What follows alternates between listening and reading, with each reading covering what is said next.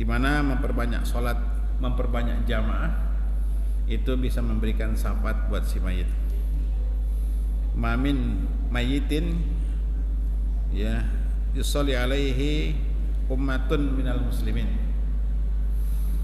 Tidaklah seorang mayit yang disolatkan atasnya umat dari kaum muslimin yabluguna mi'atan, yang jumlah mereka mencapai 100.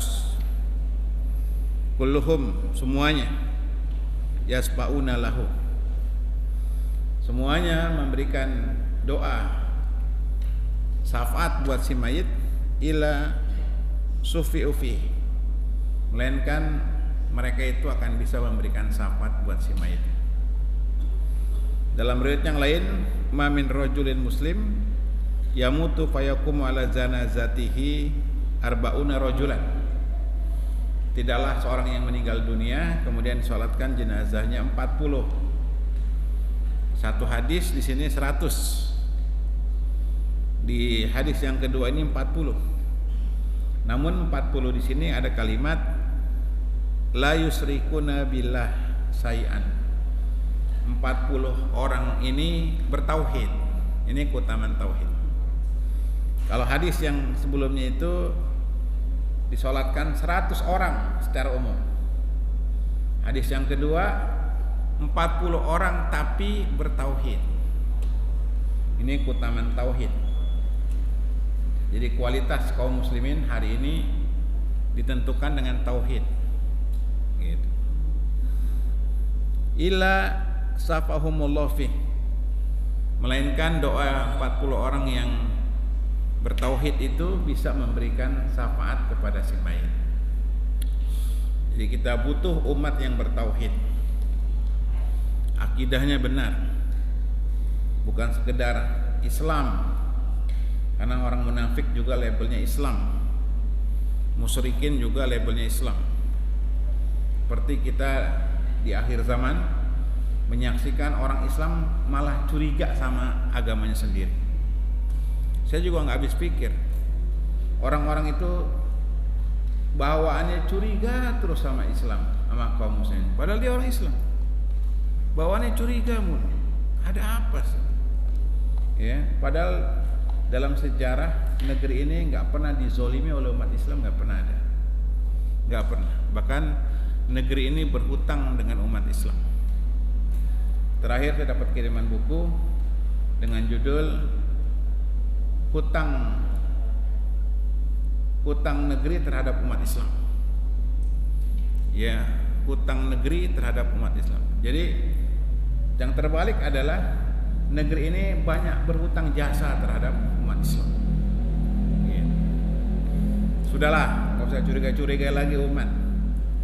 Ya, umat sudah terlalu capek. Negeri yang kaya, dari Sabang sampai Merauke, ini negeri isinya emas, belum gas, belum tambang, belum rempah-rempah. Sehingga kata Hamka, kalau nggak salah, Hamka pernah mengatakan sepotong sorga turun ke dunia di Indonesia, negeri kaya, tapi nggak pernah maju-maju, miskin terus penduduknya, kalah jauh sama Malaysia. Banyak maling, banyak jahat di negeri ini, tapi yang dituduh-tuduh umat terus. Bodoh kita, nggak bisa ngelawan, nggak bisa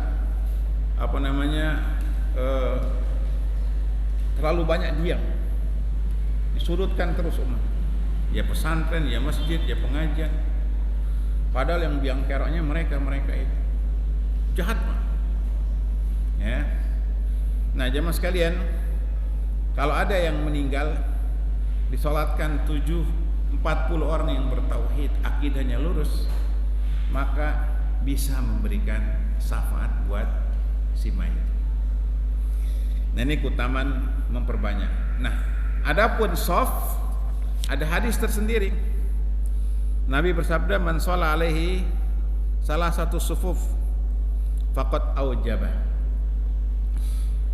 Barang siapa yang sholat jenazah dibikin 3 sop, maka wajib masuk surga. Artinya doa si jamaah, doa yang menyolatkan itu diijabah oleh Allah. Sehingga kalau yang menyolatkan cuma 3 orang, itu dibikin 3, imam, makmum, belakangnya lagi, sampai seperti itu.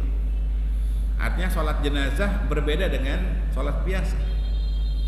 Kalau sholat biasa kita sopnya kan harus sempurna dari ujung ke ujung. Tapi kalau sholat jenazah tidak harus dari ujung ke ujung, tapi dibikin perbanyak, sopnya itu diperbanyak. Ini salah satu keutamaan, keistimewaan daripada sholat jenazah. Yang ke-14, haram mensolati jenazah orang kafir dan orang-orang munafik. Kalau menyolati orang kafir udah paham, ya, orang kafir jangan disolatkan. Yang jadi bahasan munafik. Siapa munafik? Kita jelas, munafik itu orang yang menikam Islam dari belakang. Kalau dulu firqah-firqah sesat itu yang disebut munafik adalah kaum Syiah. Jadi kaum Syiah nggak boleh disolatin. Kalau ada yang punya keyakinan Syiah dan dia terang-terangan bahwasanya yang berhak jadi khalifah itu bukannya Abu Bakar tapi Ali, ini termasuk paham Syiah. Dan mereka mengatakan sahabat-sahabat Nabi telah murtad, ini ajaran Syiah, yang termasuk munafik, ya, jindik. Maka nggak boleh sholat, nggak boleh mati jenazahnya, nggak boleh disolatkan. Demikian juga paham hululiyah, menyatu Tuhan dengan dirinya. Saya al-haq, saya Tuhan. Jadi orang mengaku sebagai Tuhan. Ini munafik. Ya, ini nggak boleh disolatin. Demikian juga orang-orang yang punya keyakinan seperti ingkar sunnah. Agama itu hanya Quran saja, nggak perlu pakai hadis. Ingkar sunnah. Ya, ini pun munafik. Nggak boleh disolatin jenazah. Munafik pada zaman kita itu sepilis, ya, kaum sepilis, sekuler, ya, gitu. Sepilis itu sekuler, apalagi pluralisme, ya, pluralisme. Satu lagi liberalisme. Ini munafik zaman sekarang, dan ini yang terbanyak. Orang dibikin takut sama agama. Takut, Pak. Semua pejabat, ya, orang takut, ya. Orang untuk level bintang 1, 2, 3, 4 udah dicuci otaknya. Ketakutan sama agama. Orang sama Hindu sama Buddha nggak ditakut-takutin, tapi sama Islam takut-takutin. Luar biasa, Pak. Saya kalau diem salah, saya harus ngomong saya. Ya, di mana-mana saya bilang, nggak ada agama bikin radikal, nggak ada. Sejarah radikalisme itu militer. Lihat dunia hari ini yang perang militer, yang bikin huru hara dunia itu militer, bukan sipil. Apalagi jamaah pengajiannya. Radikal gimana? Ngaji aja tidur. Mana bilang radikal, ya kan? Pernah nggak ada ustadz di sini ngajarin untuk bikin huru hara? Nggak ada. Pernah pesantren ngajarin bikin huru hara? Nggak ada. Jadi yang dicurigai, takutin umat terus, radikalisme, militer yang diajarkan bikin huru hara. Semua huru hara dari masa kemerdekaan sampai hari ini itu kerjanya militer, intelijen, baik yang luar maupun yang lokal. Umat nggak tahu apa-apa. Iya, lihat kasus-kasus. Jangan mau tuduh-tuduh, kurang ajar. Dulu sampai RT RW ketakutan sama orang-orang yang pakai jilbab, sama masjid-masjid. Sampai sekarang masih banyak bekasnya itu.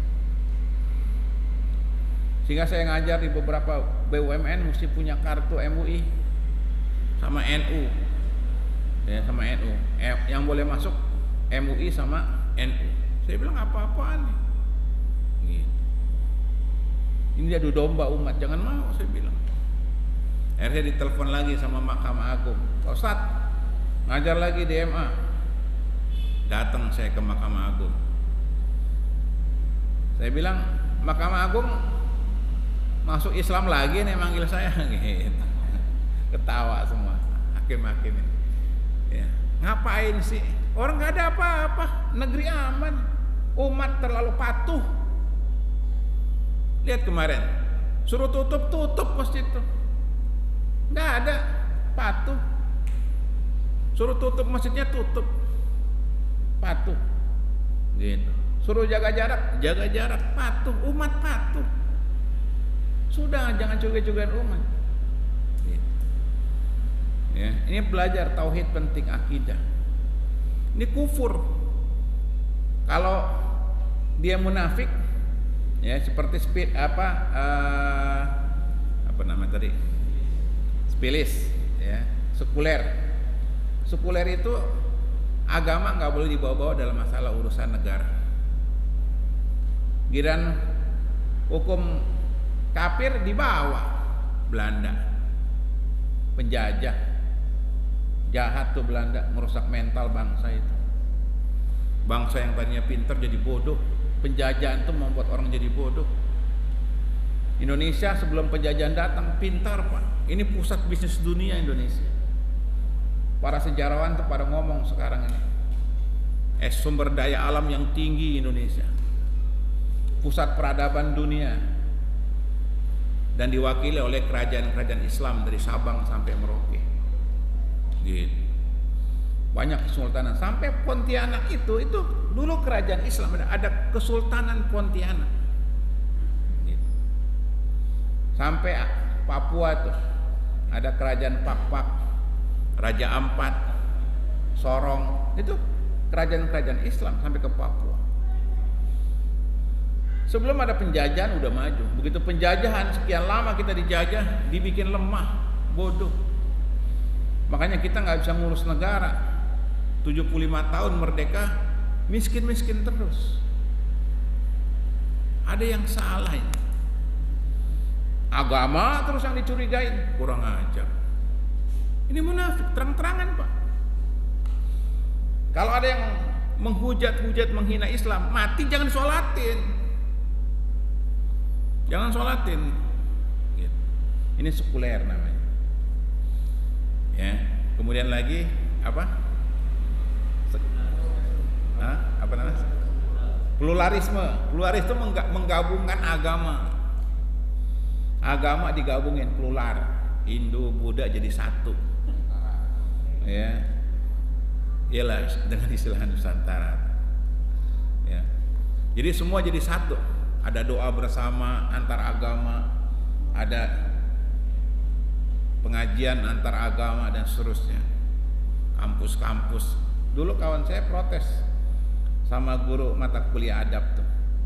Ibu jangan ngajarin kami tentang adab. Ibu sendiri nggak pakai jilbab, ngajar adab di IAIN Ciputat. Nggak taunya gurunya Katolik. Allahu Akbar. Gimana ceritanya? Katolik ngajar di kampus Islam, ngajar adab, gitu. Ini program apa tadi namanya? Pluralis. Maklum orang Betawi kan, bahasanya aneh. Pluralis, plural, nano, ya nano, rame rasanya, ya semua jadi satu. Ini munafik. Nah yang ketiga, liberal tuh bebas, boleh laki sama laki kawin boleh, ya pokoknya boleh, ya apapun boleh gitu. semuanya serba boleh. Liberal itu bebas.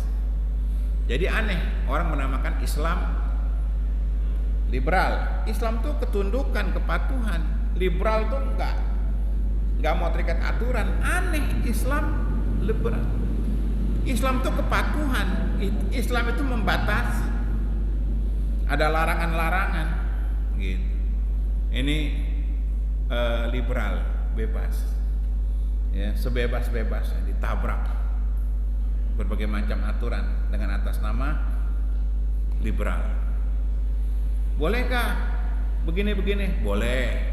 Bolehkah begitu-begitu? Boleh. Ini liberal. Ya. Kalau terserah pluralis Natal bersama antar agama, pluralis gabungin. Ini liberal. Ya. Jadi dirusak agama dengan istilah liberal. Boleh nggak pakai jilbab? Boleh, itu bebas. Jilbab mau pakai jilbab boleh nggak pakai jilbab? Itu namanya liberal, bebas. Dan seterusnya. Nah ini munafik Pak, munafik. Dan banyak zaman sekarang tuh munafik. Ya. Tapi kalau lahiriah dia Muslim baik, tetap disolatin. Tapi kalau sudah terang-terangan dia menyudut-nyudutkan Islam, mojok-mojokan Islam seperti kayak kasus Abu Janda, ya, Denny Siregar yang tiap hari itu kalau mati jangan disolatin, jangan sholatin itu.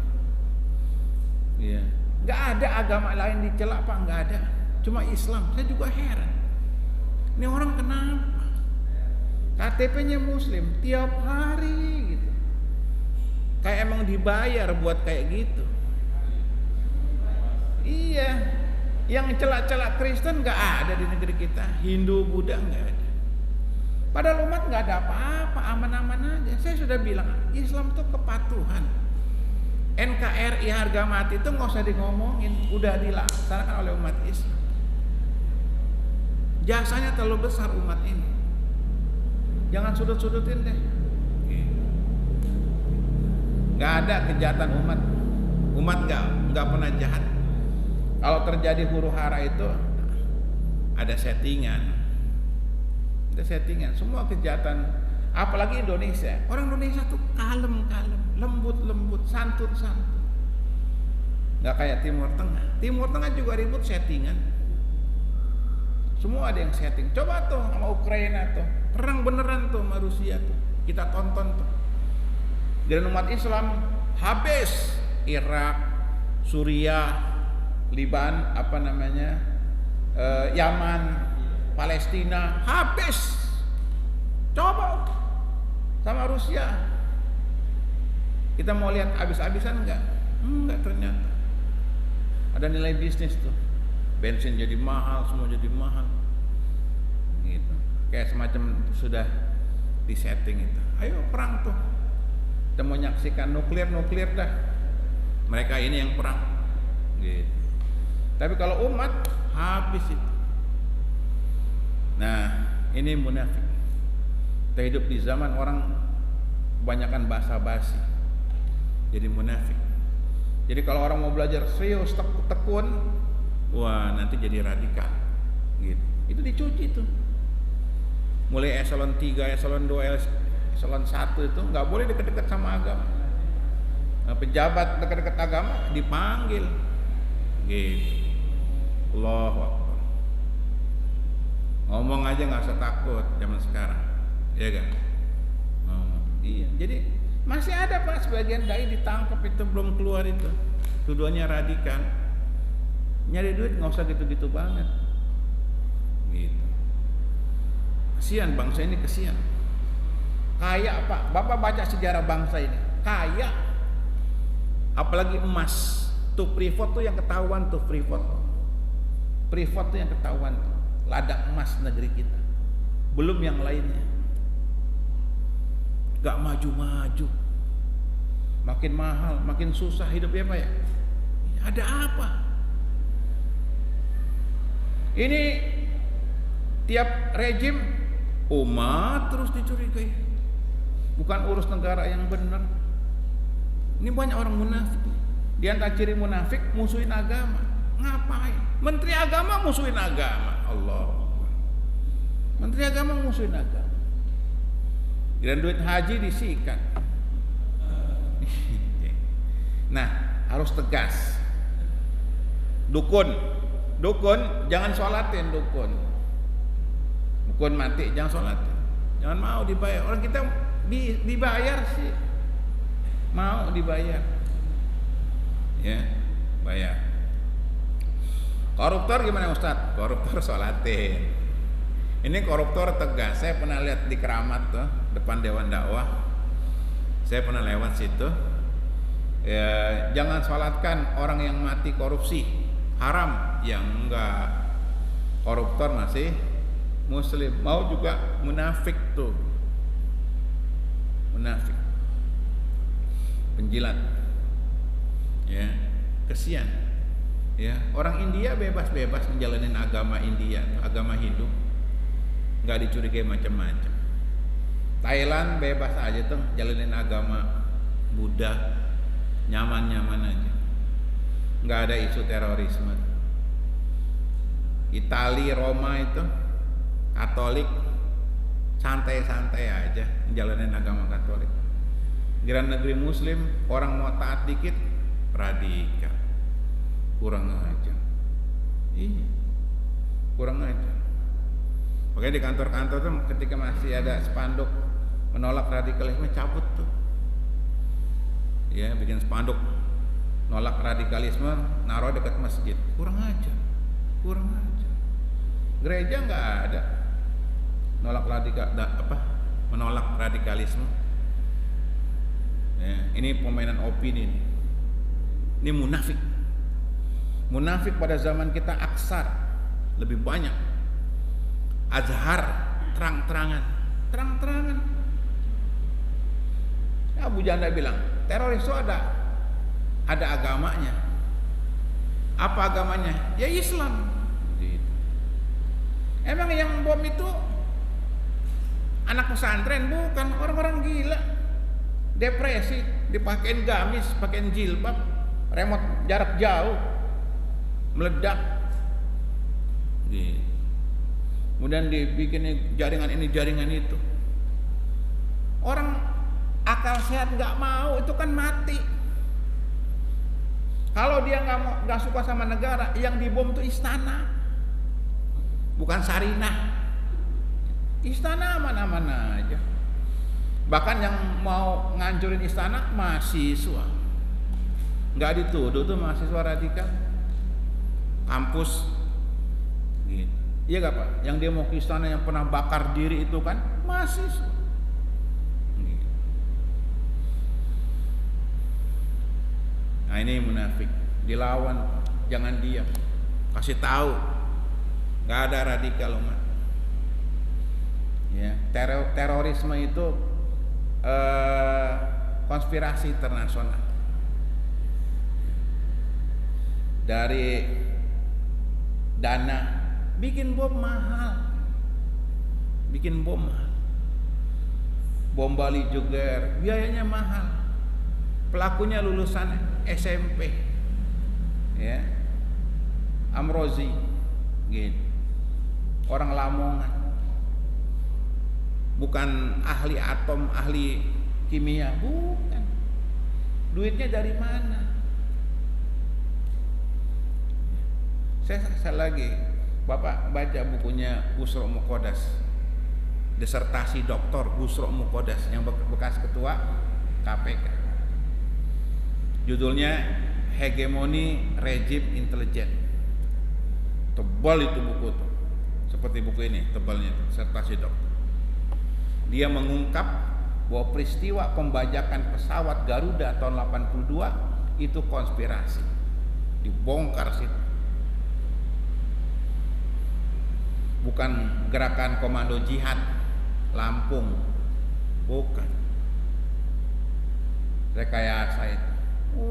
Luar biasa, cakep buku itu. Sayang nggak dicetak lagi. Saya beli juga bekas.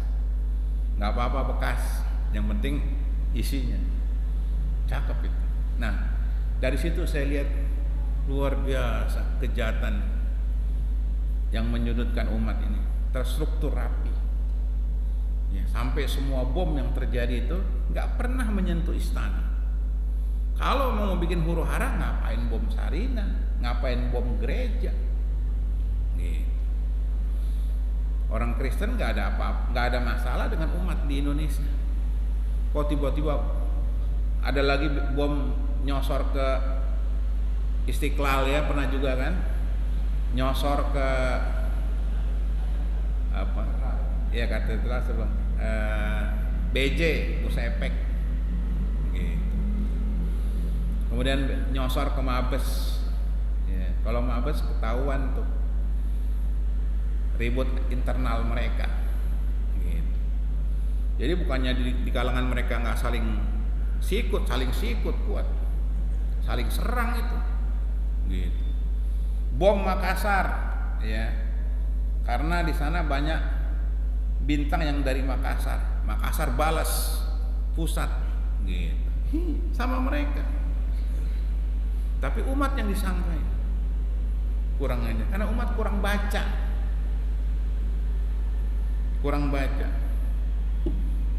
Ya. Saya mesti ngomong buat wacana Bapak. Kesian umat nggak ada yang bela. Ini munafik. Nah, Islam tegas. Kalau dia mati itu munafik, jangan sholatin, jangan mau. Tokoh munafik yang tiap hari kerjaannya nyudutin umat. Harus MUI keluarkan fatwa ini. Ya. Jangan sholati orang-orang liberalisme, sekularisme dan seterusnya. Allah berfirman dalam surah At-Taubah ayat 18. Perhatikan surah At-Taubah. Surah At-Taubah adalah surah yang banyak bicara tentang makar kaum munafik. Walaupun ada juga nanti surah munafik, surah Al-Munafikun. Dan di antara surah yang banyak menyikap munafik adalah surah Al-Baqarah. Ya, karena munafik itu awalnya kafir. Ya, Yahudi. Yang paling keras permusuhannya adalah bangsa Yahudi. Sampai di Indonesia itu yang merusak agama masyarakat Indonesia adalah snokhogronya Yahudi, Belanda. Ya, sampai masuk pura-pura Islam. Semua gubernur jenderal Belanda yang mimpin gubernur di Indonesia 20 provinsi pada waktu itu semuanya anggota Freemasonry Yahudi, agen Yahudi. Jadi Belanda samping menjajah, dia menyebarkan agama Yahudi. Dibikin bodoh betul umat. Ada yang mau jadi pahlawan buat negeri ini, cinta sama agama, disikat, diracun. Di antaranya Kartini. Kartini itu perempuan cerdas. Gurunya awalnya Ani Besan, misionaris Yahudi itu, menyurat tuh guru Kartini. Kartini perempuan cerdas, keluarga ningrat, dia udah belajar bahasa, belajar bahasa Belanda, cerdas. Terakhir dia ngerti Islam dengan Kiai Haji Soleh Darat itu terkenal, dan dia mendapatkan cahaya baru, makanya nulis buku Habis Gelap Terbitlah Terang. Dia mulai hijrah kepada agama, dan itu ditakuti oleh mereka. Akhirnya Kartini habis ngelahirin tiba-tiba mati. Sehat padahal habis ngelahirin sehat. Datang dokter Belanda kasih obat, setelah itu mati. Dan tidak diotopsi. Gitu. Kenapa? Karena keluarga Kartini juga banyak yang nggak suka. Karena Kartini ingin mengangkat nilai-nilai Islam. Gitu. Diracun itu. Orang sehat tiba-tiba mati. Sama kayak kemarin nih, berapa tokoh tiba-tiba mati. Luar biasa, ujian umat. Gitu. Tar dulu Pak, sebentar ya. Ayatnya dulu saya baca sampai habis dulu. La tusolli ala ahadim minhum mata abadan wala takum ala qabri. Luar biasa. Surah At-Taubah ayat 84. Jangan kalian sholat kepada seorang di antara mereka, dan kalian jangan berdiri di atas kuburannya selamanya. Gak ada bela sungkawa pada kaum munafikin. Innahum kafaru billah wa rasulih. Mereka kufur kepada Allah dan Rasulnya. Wa matu wa hum fasikun. Dan mereka mati dalam kondisi fasik. Fasik itu bahasa Arab. Asal katanya fusuk. Bahasa Indonesianya busuk. Jadi busuk dari bahasa Arab. Bahasa Arabnya fusuk. Fusuk itu fasik, jahat. Kalau dari sisi bahasa Arab, fasik itu kulit buah yang sudah matang. Jadi kalau matang itu kan buah, kalau habis matang apa? Busuk, hitam. Itu namanya fusuk, jelek. Ya, jadi busuk dari bahasa Arab. Bahasa Arabnya fusuk. Kalau kitanya busuk. Orang munafik itu busuk. Nah jangan. Jadi dalam Islam, karena ini tauhid nih, banyak akidah. Jadi kalau ada yang memang curiga, takut, paranoid ya sama Islam, itu munafik. Munafik. Apa yang ditakutin sama umat? Lihat Cina-Cina, nyaman di Indonesia, laris, laku usahanya, dan mereka pintar. Setiap lulusan Akmil yang peringkat 1, peringkat 2, peringkat 3, peringkat 4, peringkat 5 udah mereka rangkul. Makanya semua kekuatan itu udah mereka rangkul. Kasihan umat nggak ada yang bela. Kasihan. Lihat ustadz ditangkap sampai sekarang belum disidang, tuduhannya belum ada. Coba kafir itu, naga, berbuat apa saja melanggar hukum, bebas. Reklamasi Teluk Jakarta yang jelas ada pelakunya, bebas. Gitu. Gak terungkap siapa pelakunya. Ahok cuma dikorbankan. Gitu. Kejahatan di negeri ini banyak Pak. Tapi kalau dia menyentuh 9 naga itu, tumpul hukum. Sedih. Umat sedih. Kan saya bilang sama praja-praja itu, kalian pribumi, kalian muslim,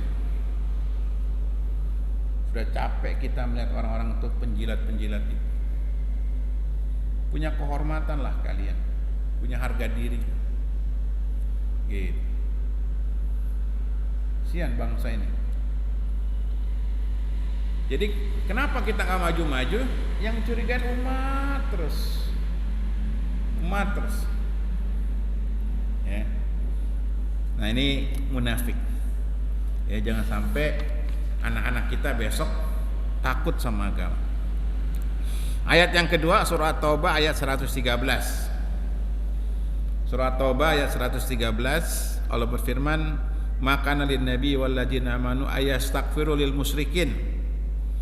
Tidak pantas bagi nabi dan orang-orang beriman untuk memohonkan ampun kepada orang-orang musyrik, walau kanu ulil kurba, walaupun mereka adalah masih keluarga. Gak boleh kita mendoakan orang musyrik, gak boleh menyalahkan orang kafir. Gitu.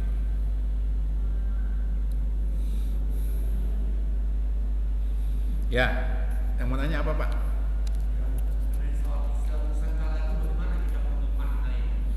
Iya, Islam Nusantara ini dia. Jadi mau memisahkan agama dengan versi sendiri, gitu. Sebenarnya juga bukan Nusantara, Jawa, Sumatera menolak, ya Sumatera menolak, maka Sulawesi menolak. Itu hanya ide sebagian orang yang ada di tanah Jawa. Orang Jawa juga nggak semuanya sepakat. Saya pikir nggak. Kebetulan orang-orang yang ada di Jawa mengidekan Islam Nusantara, nggak perlu mengikuti Islam yang dibawa oleh Rasul, punya sendiri, gitu. Adu domba, gitu. Alhamdulillah nggak laku, ya alhamdulillah nggak laku.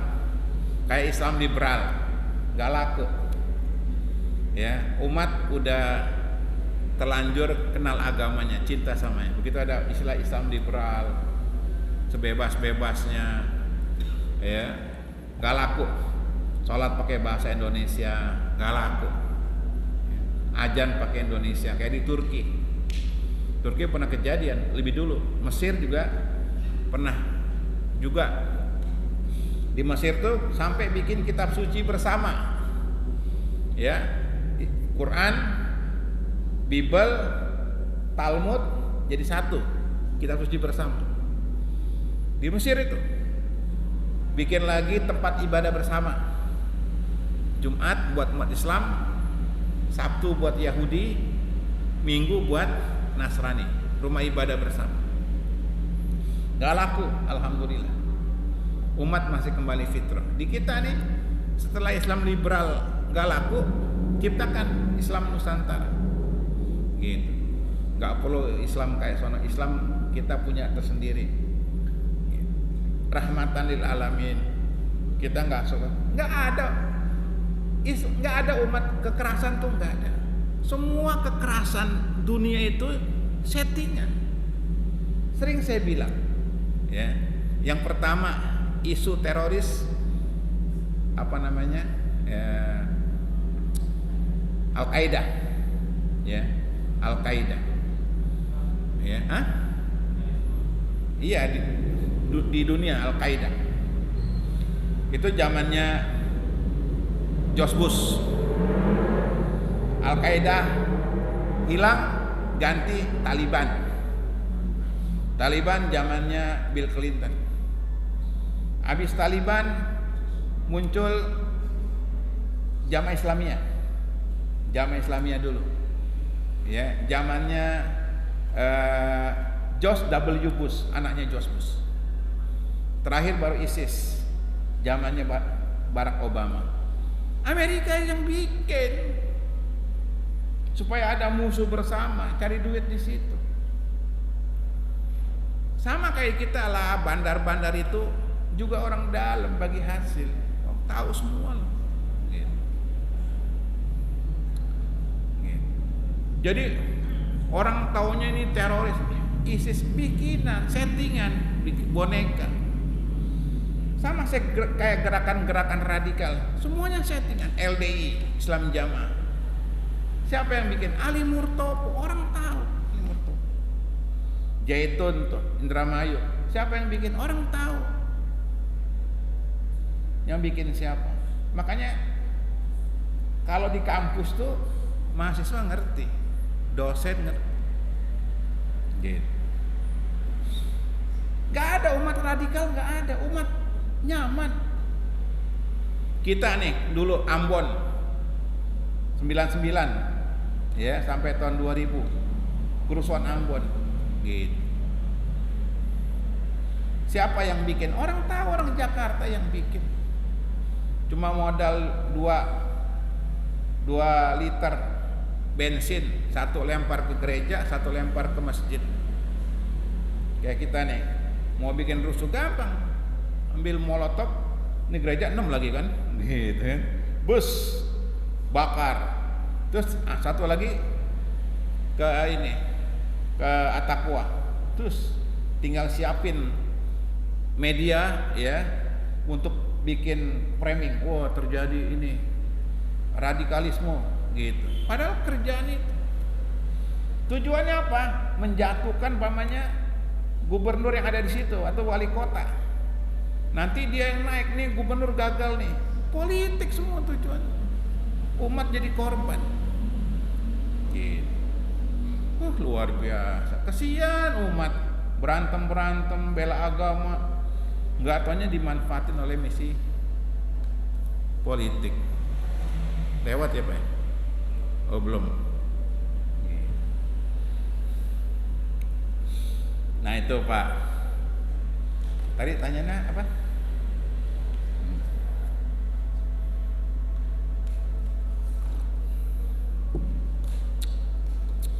Ya, ada lagi yang tanya?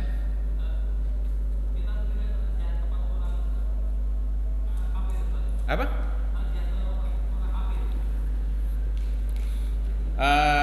Ulama bersisi tentang takziah ya kepada orang kafir.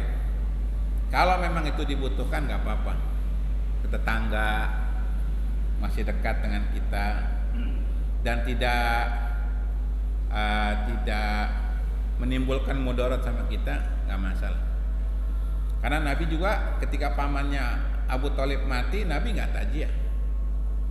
Ya, Ali datang kepada Nabi, ya Rasul, pamanmu yang sesat udah mati. Padahal bapaknya sendiri. Ali kan anaknya Abu Thalib. Abu Thalib kafir, Ali Muslim. Kata Ali, ya Rasul, pamanmu yang sesat udah mati. Ya, padahal bapaknya sendiri. Pamanmu yang sesat, Amukadol Qatmat, gitu. Pamanmu yang sesat udah mati. Kata Nabi, urus. Nabi nggak datang waktu Abu Thalib wafat. Nah, sehingga ulama terjadi diskusi. Ya, kalau seandainya kita nggak kenal, ngapain datang? Gitu, nggak ada manfaatnya. Tapi kalau memang kita ada sebagai tetangga, sahabat mungkin kenal, sebagian ulama mengatakan nggak apa-apa, selama kita tidak mudorot, ya. Dan tidak mendoakan. Perhatikan, kita datang secara formalitas, karena pada prinsipnya orang muslim tidak berduka dengan kematian orang kafir. Orang muslim tidak berduka atas kematian orang kafir. Sekedar datang, ya, sabar ya koh, gitu ya, gitu aja kan, gitu ya, semoga diterima di sisinya. Jangan suruh dia sabar, iya nggak sabar ya kok, sabar, ini musibah, sabar, gitu. Ya udah gitu aja, gitu. Jadi jangan semoga diterima di sisinya di tempat yang mulia, jangan. Nggak boleh kita mendoakan orang kafir. Ya, sampai sini. Subhanakallahumma bihamdika, asyhadu an la ilaha illa anta, astaghfiruka wa atubu ilaik. Assalamualaikum warahmatullahi wabarakatuh.